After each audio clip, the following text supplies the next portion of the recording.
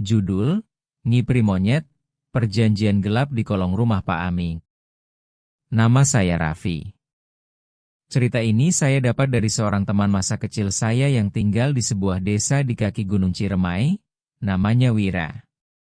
Cerita ini bukan hanya sekadar desas-desus kampung, tapi kisah nyata yang Wira alami sendiri, dan sampai sekarang, hidupnya tidak pernah sama lagi. Wira tinggal di desa Palasari, desa kecil yang kelihatannya biasa saja. Tapi ada satu rumah yang selalu jadi pembicaraan warga, rumah Pak Aming. Dulu, Pak Aming bukan siapa-siapa. Ia hanya penjual gorengan keliling yang setiap sore lewat depan rumah Wira sambil teriak, pisang goreng, tahu isi, panas. Namun, entah bagaimana, dalam waktu kurang dari setahun, hidup Pak Aming berubah total. Dari gerobak rombeng, tiba-tiba ia punya mobil Avanza baru. Rumahnya direnovasi jadi 2 lantai dengan pagar besi yang tinggi. Istrinya yang dulu suka ngeluh soal uang, sekarang pakai emas 1 lengan. Orang kampung mulai bertanya-tanya, tapi tidak ada yang berani menuduh. Sampai muncul satu hal yang benar-benar ganjil. Monyet putih. Anak-anak di kampung sering melihat seekor monyet berbulu putih duduk di atap rumah Pak Aming, terutama saat malam Jumat Kliwon. Monyet itu tak pernah bergerak, matanya merah seperti bara, dan hanya menatap kosong ke arah jalan. Kalau ada yang mendekat, ia hilang begitu saja, seolah menguap ke udara. Wira, yang waktu itu baru lulus SMA dan sedang bantu-bantu ronda malam di kampung, jadi orang yang pertama kali mencium keanehan lebih dalam. Waktu itu, sekitar jam 2 dini hari. Ia sedang ronda bersama 3 orang lainnya. Saat melintas di depan rumah Pak Aming, Wira merasa bulu kuduknya merinding. Lampu rumah menyala, padahal suasana benar-benar hening. Dari sela jendela, Wira mengaku melihat bayangan seseorang sedang duduk bersila.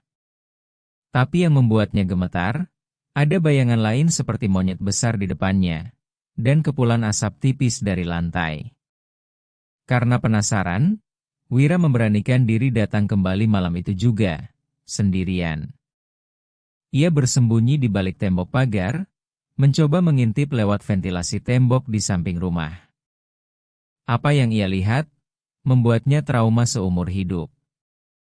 Di dalam, Pak Aming terlihat duduk bersila tanpa baju.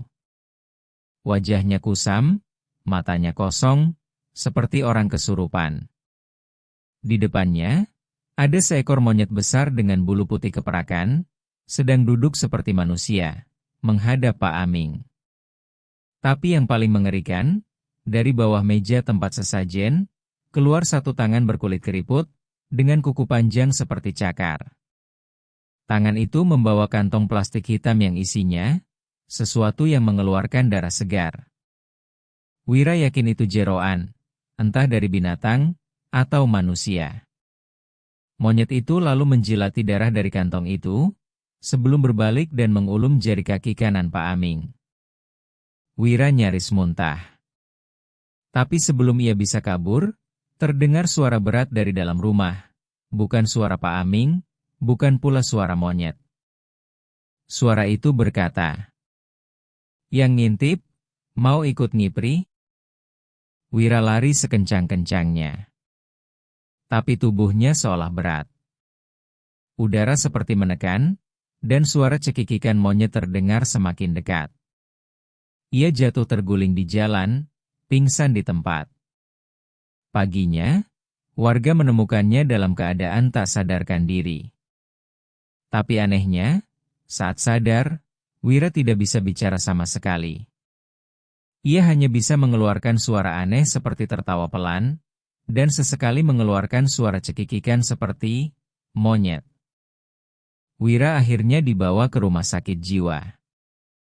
Menurut ibunya, ia kadang menirukan suara Pak Aming sambil menggerakkan tangannya seperti menyodorkan sesuatu. Kadang, saat malam Jumat Kliwon, ia menggigit jari kakinya sendiri hingga berdarah. Dan Pak Aming? Ia menghilang seminggu setelah kejadian itu. Rumahnya kosong. Tapi yang aneh, tidak ada tanda-tanda pindahan. Semua barang masih ada di dalam rumah. Bahkan TV masih menyala saat warga mencoba masuk. Rumah itu sekarang dikunci dan dibiarkan kosong. Tapi setiap malam Jumat Kliwon, beberapa warga mengaku masih melihat cahaya dari dalam rumah, dan suara seperti cakaran di lantai, diiringi tawa lirih yang mengerikan. Ada yang bilang, Pak Aming tidak pergi. Ia hanya bersembunyi di kolong rumah, bersama makhluk yang dulu menemaninya ngipri. Dan setiap malam keramat, mereka kembali menjalankan ritual, menanti giliran, siapa manusia berikutnya yang penasaran dan berani mengintip.